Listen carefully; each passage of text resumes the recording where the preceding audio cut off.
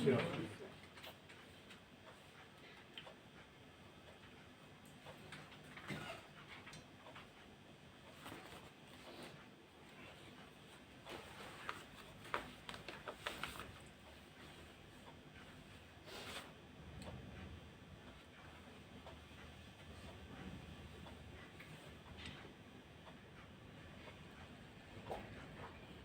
के बाबा की 27 तारीख की महावाक्य सुनेंगे। आज बाबा ने कहा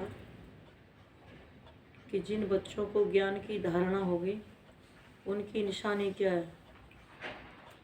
तो बाबा ने कहा जिनको ज्ञान की धारणा होगी उसकी निशानी है कि उनका मन बुद्धि भटकेगा नहीं, एकाग्र होगा, बाबा की याद में बैठना, उनको योग लगाना सहज होगा। दूसरा बाबा ने कहा फैमिलिटी में नहीं आएंगे। होता है ना कि ज्ञान में आने के बाद भी हम समझते हैं, कहेंगे ये तो मेरे भाई जैसा, ये तो मेरी बहन जैसा है। जैसे कल बाबा ने कहा ना, दो भाइयों को में बहुत प्यार हो जाता है, दो बहनों में भी बहुत प्यार हो जाता है, तो ये फैमिलिटी में आता है।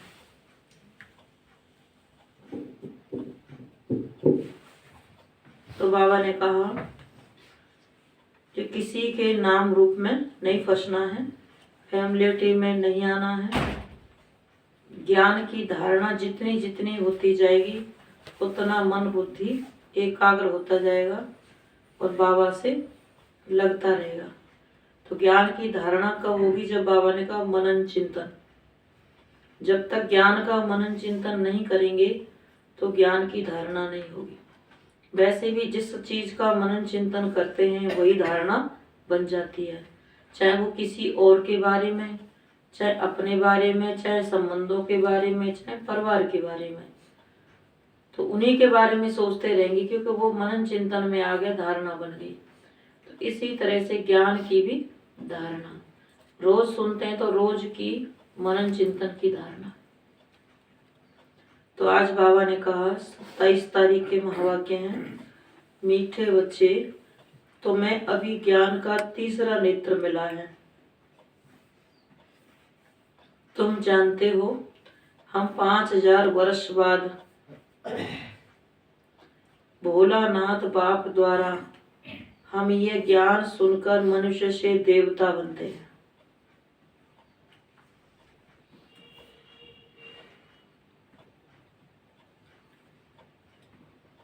भोलानाथ बाप द्वारा हम ये ज्ञान सुनकर मनुष्य से देवता बनते हैं। प्रश्न, ज्ञान की धारणा न होने का मुख्य कारण क्या है? बाबा ने कहा उत्तर में, बुद्धि भटकती है। एक बाप के साथ पूरा योग नहीं है। देही अभिमानी नहीं बने हैं।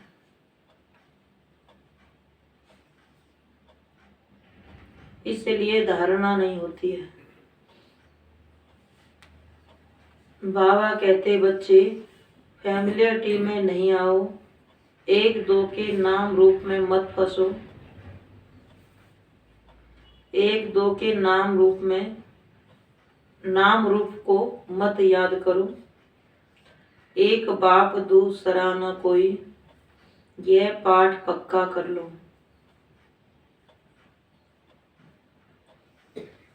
दूसरों के पिछाड़ी न पड़ो, बाप से राय लेते रहो। फैमिलियरिटी माना एक दूसरे का ख्याल रखना, एक दूसरे के बारे में सोचना। बाप से राय लेते रहो। इसमें तुम दुख से लिबरेट हो जाएंगे, धारणा भी अच्छी होगी।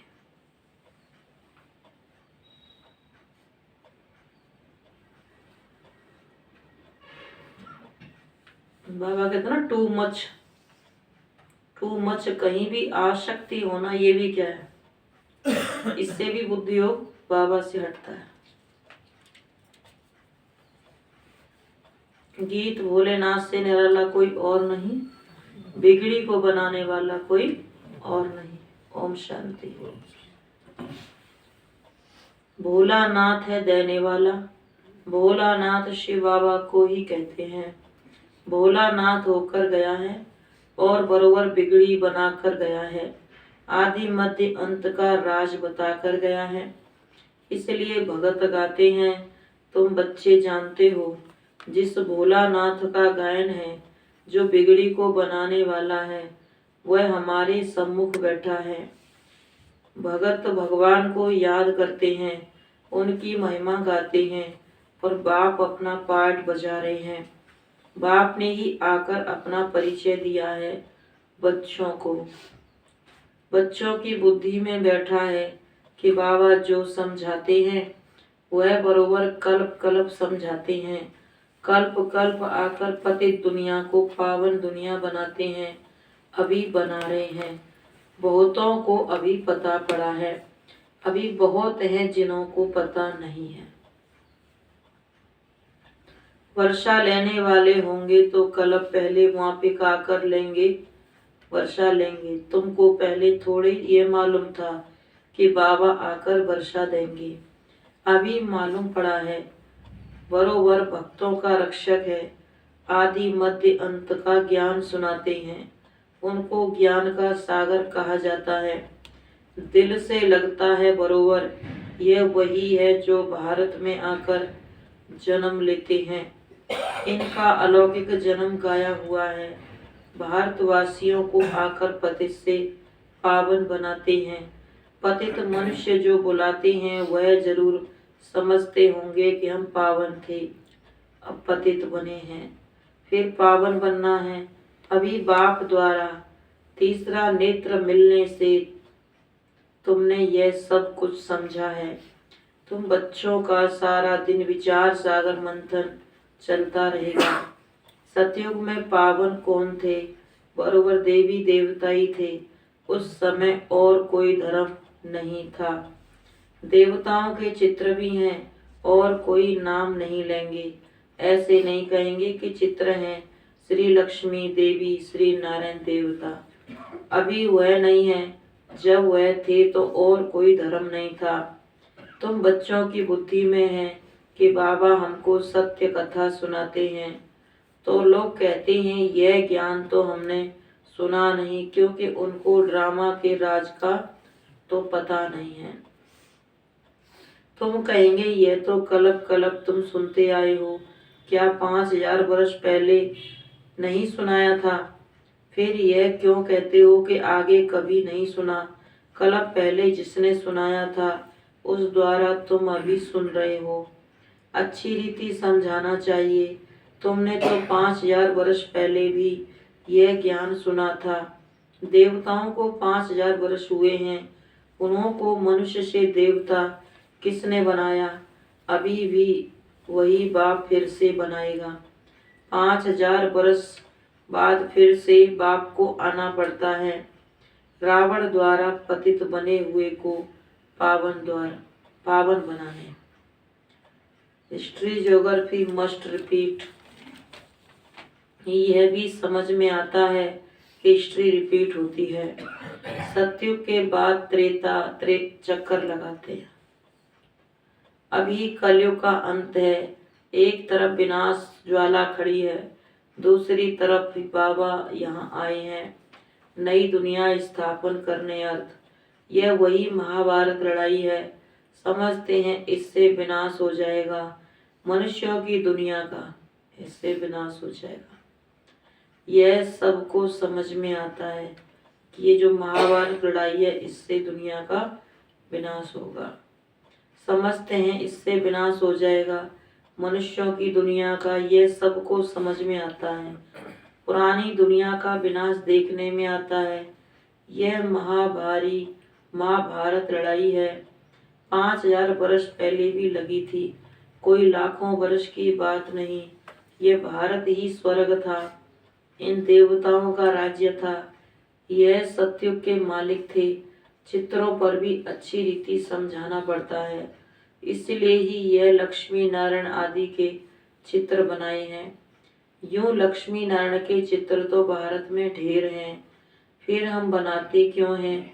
हम अर्थ सहित बनाते हैं, इनमें पूरा ज्ञान है, मनुष्य तो मूझे हुए हैं। बाबा के जो प्रदर्शनी के चित्र बने हुए हैं ये अर्थ सहित है। दुनिया में चित्र बनाए वो जैसी जिसकी वृत्ति वैसे ही बना दिए, काले बना दिए, गोरे बना दिए। तो इस तरह से बाबा ने कहा ये जो चित्र है ज्ञान के सहित है। यूं लक्ष्मी नारायण के चित्र तो भारत में ढेर हैं, फिर हम बनाते क्यों हैं? हम अर्थ सहित बनाते हैं, इनमें पूरा ज्ञान है, मनुष्य तो मूझे हुए हैं, इसलिए समझाया जाता है।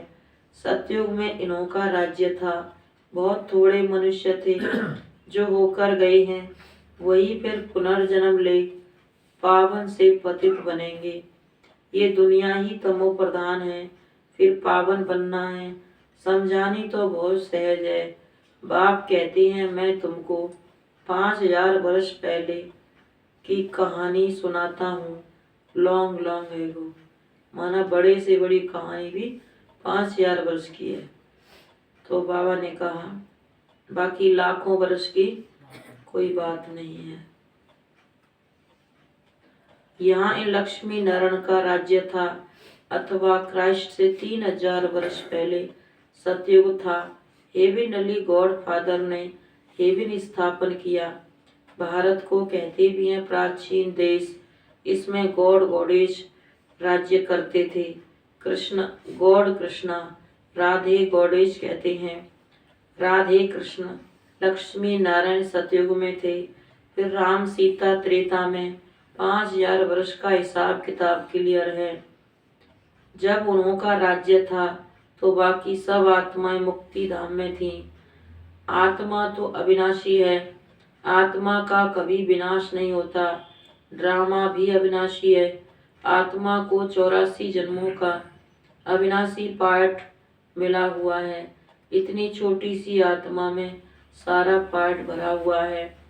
यह कितनी वंडरफुल बात है, इसको ही कुदरत कहा जाता है। इतनी छोटी बिंदी कितना 84 का जन्मों का पार्ट है। इतनी छोटी सी बिंदी में कितना 84 जन्मों का पार्ट है। 5000 वर्ष का पार्ट उसमें भरा हुआ है, वह भी अविनाशी है, जो रिपीट जरूर करना है। यह बड़े से बड़ी कुदरत है। परमात्मा भी बिंदी, आत्मा भी बिंदी, परंतु परमात्मा सुप्रीम है। दुनिया में मनुष्यों की बनाई हुई चीजों की लिमिट होती है, उन पर लिखा भी होता है कि ये इतने समय के बाद खराब हो जाए, एक्सपायर हो जाएगी। लेकिन परमात्मा ने आत्मा को चाहे बनाया, चाहे रचा, चाहे उसकी संतान है, किसी भी विधि से, लेकिन आत्मा अजर अमर अविनाशी है, उसका पार्ट भी अजर अमर अविनाशी है। मनुष्य आत्मा उसके साथ कोई छेड़छाड़ नहीं कर सकती है।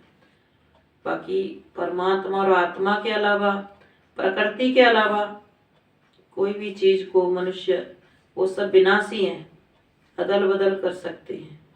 अब प्रकृति की बनी हुई चीजों का मनुष्य दुरुपयोग करते हैं तो उसका भी उनको क्या करना पड़ता है, भुगतान करना पड़ता है। क्योंकि उनको कष्ट दिया तो उस जब प्रकृति गुस्से में आती है तो मनुष्य को परेशान करती है। मनुष्य प्रकृति की बनी हुई चीजों का दुरुपयोग करते हैं। तो बाबा ने कहा भारत को प्राचीन है। पहले सतयुग था, हेविनली गॉड फादर ने हेविन स्थापन किया। भारत को कहते हैं प्राचीन देश, इसमें गॉड गॉडेज राज्य करते थे। गॉड कृष्णा, गॉडेज राधे, राधे कृष्ण लक्ष्मी नारायण सतयुग में थे। राम सीता फिर त्रेता में। 5000 वर्ष का हिसाब है। जब उन्हों का राज्य था तो बाकी सब आत्माएं मुक्ति धाम में थी। आत्मा तो अविनाशी है, आत्मा का पार्ट भी बाबा ने कहा कभी विनाश नहीं होता। ड्रामा भी अविनाशी है, आत्मा को 84 जन्मों का अविनाशी पार्ट मिला हुआ है। इतनी छोटी सी आत्मा में पार्ट भरा हुआ है। बाबा ने कहा ड्रामा भी अजर अमर अविनाशी है, इसमें भी कोई अदल बदल हो नहीं सकती है, कर नहीं सकता। यह कितनी वंडरफुल बात है। इसको ही कुदरत कहा जाता है। इतनी छोटी बिंदी, कितना 84 जन्मों का पाठ, 5000 वर्ष का पाठ उसमें भरा हुआ है, वह भी अविनाशी, जो रिपीट जरूर करना है। यह बड़े से बड़ी कुदरत है। परमात्मा भी बिंदी, आत्मा भी बिंदी, परंतु परमात्मा सुप्रीम है। आत्माएं तो सब एक जैसी नहीं है, नंबरवार है। पहले सुप्रीम शिव बाबा, फिर कहेंगे लक्ष्मी नारायण। ब्रह्मा सरस्वती को सुप्रीम नहीं कहेंगे। संपूर्ण तो लक्ष्मी नारायण है, फिर नंबरवार 1-2 के पिछाड़ी आते हैं। मुख्य गायन है देवताओं का। सबसे सुप्रीम आत्मा शिव बाबा की है।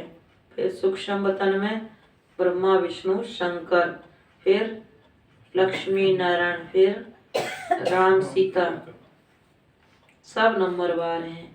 नाटक में भी एक्टर नंबरवार होते हैं। दुनिया में जो नाटक बनते हैं उसका राम का अलग होगा, तो उसमें राम रावण सारी उसकी सेना ये सब दिखाएंगे, उसमें कृष्ण का नाम नहीं लेंगे। जब कृष्ण का बनाएंगे नाटक करेंगे तो उसमें कृष्ण का सारा कुछ दिखाएंगे, राम का नाम नहीं लेंगे। इसी तरह से द्वापर युग से जो भी आए उसमें एक धर्म में दूसरे धर्म का नाम नहीं, जो भी धर्म है उसमें दूसरे धर्म की कोई बात नहीं, वो उसी धर्म का प्रचारक होता है। लेकिन शिव बाबा ने आकर के सभी धर्मों का ज्ञान दिया है। इसलिए कहते हैं ना, परमात्मा सर्व धर्मों का पिता है। उसने सत्ययुग, त्रेता, द्वापर, कलयुग सब धर्मों का ज्ञान एक ही साथ दिया है। तो ये कितना बड़ा नाटक है, कितना बड़ा बाबा ने कहा ड्रामा है, जो एक साथ सभी ज्ञान परमात्मा सुना रहे हैं।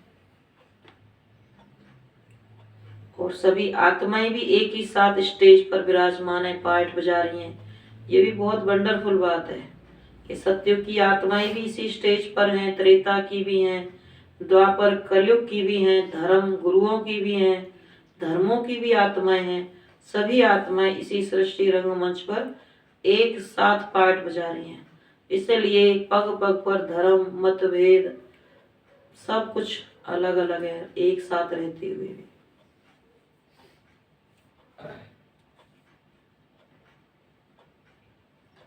तो बाबा ने कहा, कहेंगे इनकी आत्मा सुप्रीम एक्टर है, यह पाई पैसे का एक्टर है। सबसे फर्स्ट क्लास क्रिएटर डायरेक्टर कौन? कर्ण करावनहार, एक ही परम पिता परमात्मा। अब तुमको सारे ड्रामा का पता पड़ा है। जब नाटक शुरू होता है तो सबसे पहले उसका डायरेक्टर ही आता है, जिसने नाटक को तैयार किया। तो यहाँ सबसे पहले शिव बाबा जब आया तो उसने आकर के सबको परिचय कराया कि सत्युग की आत्मा कौन है, त्रेता की कौन है, द्वापर की कौन, कलयुग, उनकी पहचान भी बताई कि उनकी क्या क्या पहचान है, कैसे पता चलेगा ये आत्मा सत्युग की है। बाबा ने कहा ज्ञान को सुनते ही समझ जाए तो समझो ये आत्मा सत्युग की है, सुनने के बाद थोड़ा और देरी लगाए तो समझो ये आत्मा त्रेता की है, और सुनने के बाद कहे मेरे पास टाइम नहीं है, बिल्कुल आप ही करो, वो आत्मा द्वापर की। और जो कहे कि ना आपको जाना है ना मुझे जाना है, किसी को भी नहीं जाना है, वो आत्मा कलयुग की है। ना खुद करेगी ना दूसरे को करने देगी पुरुषार्थ।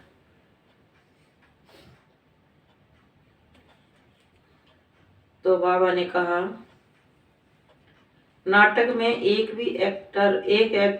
नाटक में भी एक्टर नंबरवार होते हैं, सब एक जैसे नहीं होते। तो सबसे फर्स्ट क्लास क्रिएटर डायरेक्टर कौन? परमात्मा। अब तुमको सारे ड्रामा का पता पड़ा है। यह बेहद का ड्रामा नटशेल में तुमको बताया जाता है। झाड़ का यह देवी देवता धर्म फाउंडेशन है। फिर उनमें टाल टालियां बौद्धिक क्रिश्चियन निकले। यह फ्लावरज, बाबा ने कहा ये फ्लावर वाश होगा। झाड़ शोभता है ना, बाकी एक एक धर्म के पत्ते बैठ गिनती करो तो कितने होंगे। जो मुख्य धर्म है देवी देवता धर्म, बाबा ने कहा उसके फिर भी 33 करोड़ देवी देवताओं का गायन है। बाकी और सब धर्मों में तो एक एक एक्टर जो मुख्य उनका रचयिता है, मैसेंजर है, उसका ही नाम आता है कि फलाने धर्म का फलाना गुरु है, धर्म स्थापक है। बाकी जो सत्युग की आत्मा है, देव आत्मा है, उनका 33 करोड़ आत्माओं का गायन भी होता है और पूजन भी होता है।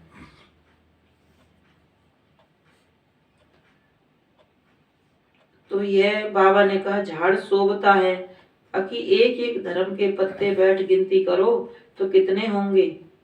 कौन सा झाड़ शोभता है? देवी देवता धर्म का। इस्लामी बौद्धि सबके मठ पंथ गिने जाते हैं, शिव भोलानाथ ये ज्ञान सुनाते हैं। बाकी कोई डमरू आदि बजाने की बात नहीं। होता है ना वो बंदर के आगे डुगडुगी डमरू बजाते हैं, तो बाबा ने कहा बंदर का मतलब आत्मा, जो बंदर बुद्धि बन गए, उनके आगे शिव बाबा क्या कर रहे हैं? ज्ञान का डमरू बजाते हैं। प्रैक्टिकल में खेल भी दिखाते हैं फिर। तो बाकी डमरू आदि बजाने की बात नहीं, शास्त्रों में जो आया सो लिख दिया। वास्तव में है ज्ञान की डमरू, इनको शंख ध्वनि भी कहा जाता है। शंख ध्वनि मुख से की जाती है, यह है ज्ञान की मुरली। ड्रामा के आदि मध्य अंत का राज बैठ सुनाते हैं। आत्मा बिंदी मिशल है, इसमें सारा पार्ट नुदा हुआ है। वह क्रिएटर, वो एक्ट भी करते हैं। अच्छा, वह पार्ट लेते हैं, बाबा एक्ट भी करते हैं, आके ब्रह्मा के द्वारा बोलते भी हैं, देखते भी हैं, सुनते भी हैं, सुनाते भी हैं। तो बाबा ने कहा नंबरवार तो होते ही है ना, ये है ही बाप, एक बाप क्रिएटर, और सब पुनर्जन्म में आने वाले हैं। यह कभी पुनर्जन्म नहीं लेते, इनका अलौकिक जन्म है। तुम जानते हो कैसे आकर प्रवेश किया है, दूसरी आत्माएं भी प्रवेश करती हैं ना। समझो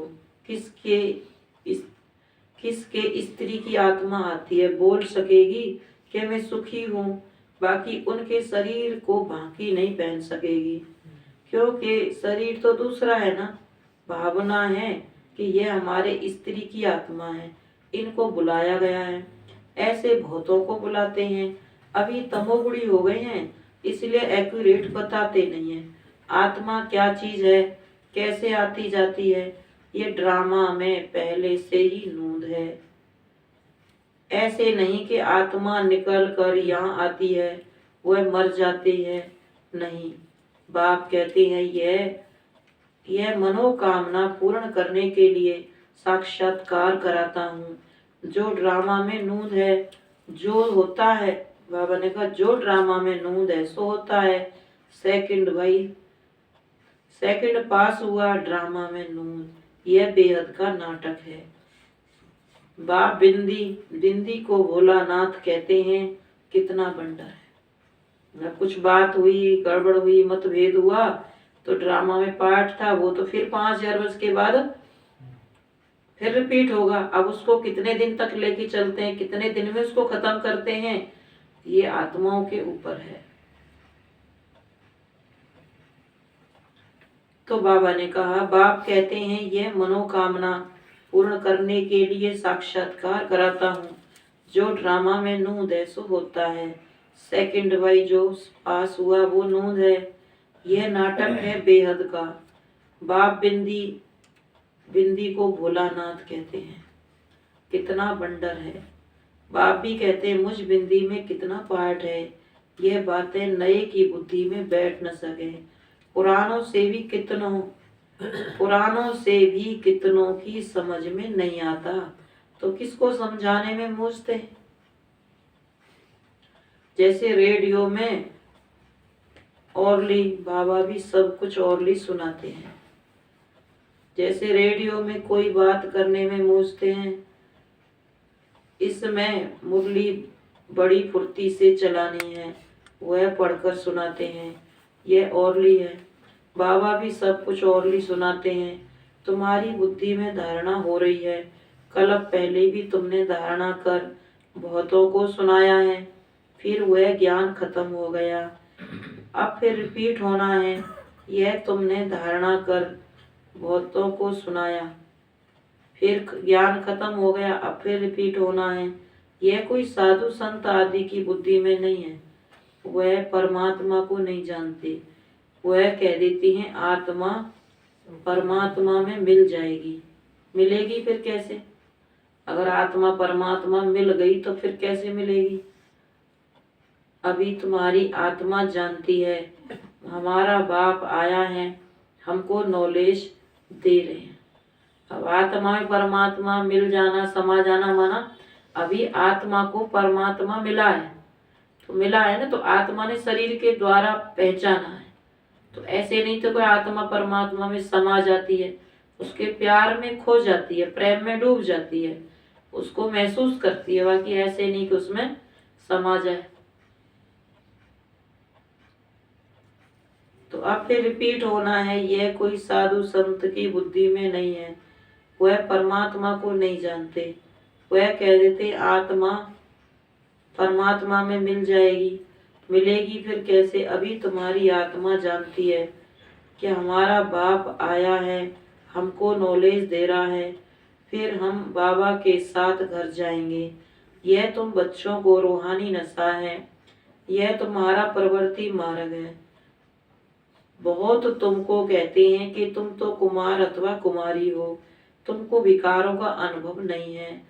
हम तो विकारी ग्रस्त में रहने वाले हैं, तुम हमको ये ज्ञान कैसे दे सकते हो? हम युगल हैं, हमको बेलचर कैसे समझा सकेगा? हमको तो युगल समझाए जो अनुभवी हो, विकार में गया हुआ हो, वही हमको समझा सकते हैं कि हमने जीत कैसे पाई। ऐसे बाबा के पास पत्र आते हैं। बात तो ठीक है, अब ऐसे अनुभवी से पत्र लिखाना चाहिए जिसने भल शादी की हो परंतु पवित्र हो। कोई को बाल बच्चे थे फिर पवित्र बने हैं। ऐसे ऐसे हमको समझाएं। ज्ञान तो बहुत अच्छा है, परंतु कोई तीखा समझाने वाला नहीं है तो मूझ जाता हूँ। बहुत बातें सामने आती हैं तो अनुभवी समझाने वाला हो। अब पत्रों द्वारा तो किसको इतना समझा नहीं सकते। सम्मुख आकर मिले तो बाबा भी समझाए। बाबा का संदेश तो सब दे सकते हैं, लेकिन और आगे बढ़ने की बात बाबा ने कहा उनको अपने जैसा चाहिए समझाने के लिए, ताकि उनको सहज लगे।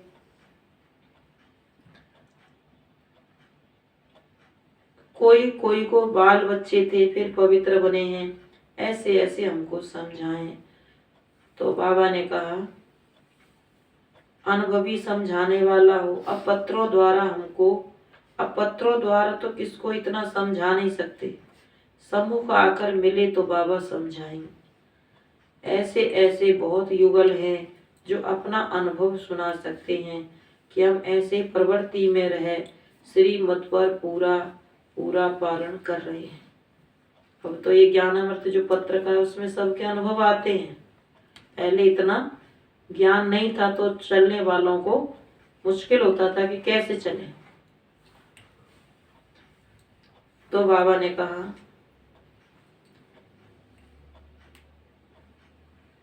खान पान की भी पूरी परहेज रखते हैं। कोई समझाने वाला ठीक नहीं है तो मूझ पड़ते हैं। सर्विस के लिए बुद्धि चलनी चाहिए। देह अभिमानी भी बनना है। कोई भी फैमिलिटी में नहीं आना चाहिए। मेहनत लगती है, माया घड़ी घड़ी फंसा लेती है। कर्मातीत अवस्था अभी हो नहीं सकती। बहुत एक दो के नाम रूप में फंस पड़ते हैं। फिर बाबा को लिखते भी नहीं है कि बाबा ये तूफान आते हैं, सच नहीं बताते। बाबा को लिखें तो बाबा युक्ति भी बताएं। कोई सच लिखते हैं, शिव बाबा तो सब कुछ जानते हैं,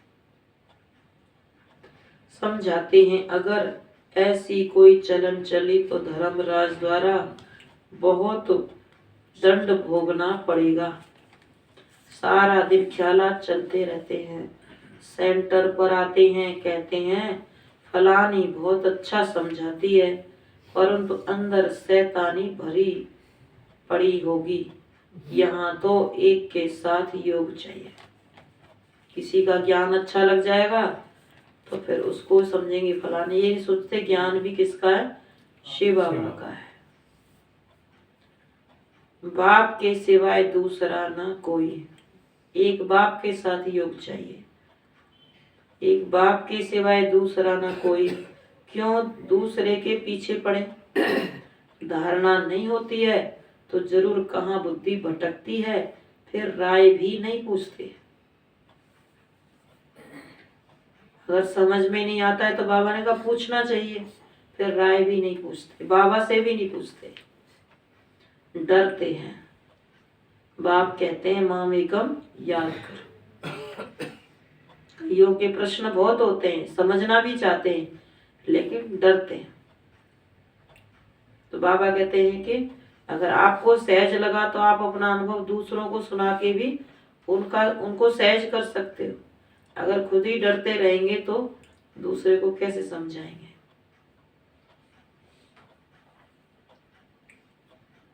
बाप कहते मामेगम याद करो, इस याद से ही तुम्हारे विकर्म विनाश होंगे, दुख से तुम लिबरेट हो जाएंगे। मुक्ति तो सब मांगते हैं, मुक्त होते हैं दुख से, फिर सुख में होंगे। दुख से तुम लिबरेट हो जाएंगे तो बाबा ने कहा फिर सुख में आएंगे। जीवन मुक्ति सबके लिए है, परंतु पहले मुक्ति में जाकर फिर जीवन मुक्ति में आना है। जीवन मुक्ति बाबा ने कहा सबके लिए है, मुक्ति भी सबके लिए है, जीवन मुक्ति भी सबके लिए। जीवन तो सबको मिलता ही है ना, तो जीवन मुक्ति भी सबके लिए और जीवन भी सबके लिए, मुक्ति भी सबके लिए। अच्छा मीठे मीठे सिकी हृदय बच्चों प्रति माता पिता बाप दादा का याद प्यार गुड मॉर्निंग। रूहानी बाप की रूहानी बच्चों को नमस्ते। हम रूहानी बच्चों की रूहानी माता पिता बाप दादा को गुड मॉर्निंग और नमस्ते नमस्ते बाबा नमस्ते। धारणा के लिए मुख्य सार है, बाप समान ज्ञान की शंख ध्वनि करनी है।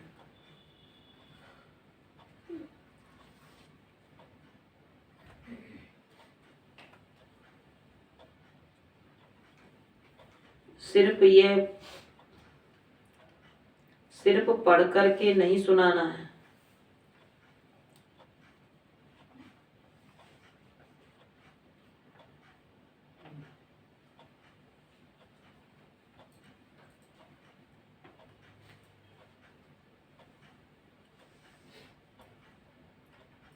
धारणा करके फिर समझाना है। सिर्फ पढ़ करके नहीं सुनाना, धारणा करके फिर समझाना है। दूसरी पॉइंट, खान पान की बहुत परहेज रखनी है।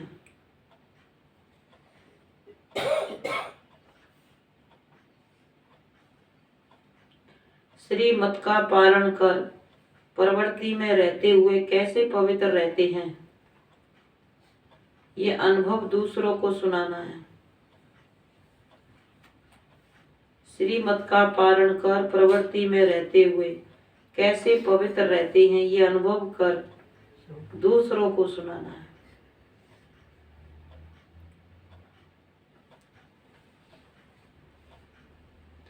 वरदान, साधन व सेल्वेशन के प्रभाव में आने की बजाय प्रकृति को दासी बनाने वाले विजयी भव। साधन व सेल्वेशन के प्रभाव में आने की बजाय प्रकृति को दासी बनाने वाले विजयी भव।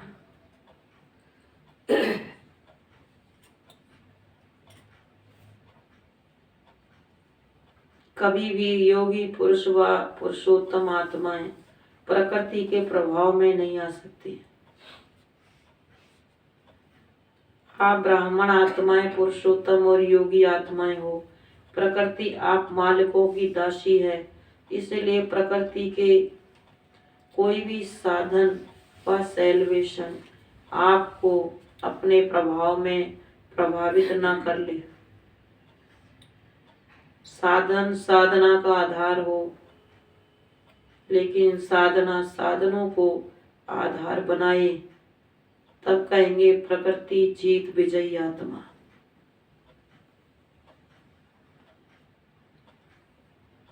साधना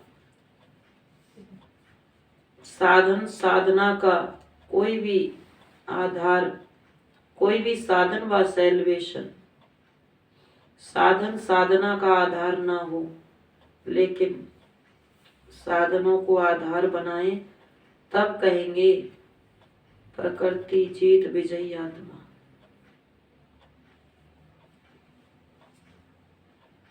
साधना साधनों को आधार बनाए, ऐसे नहीं कि साधनों के आधार पे हम साधना कर रहे हैं।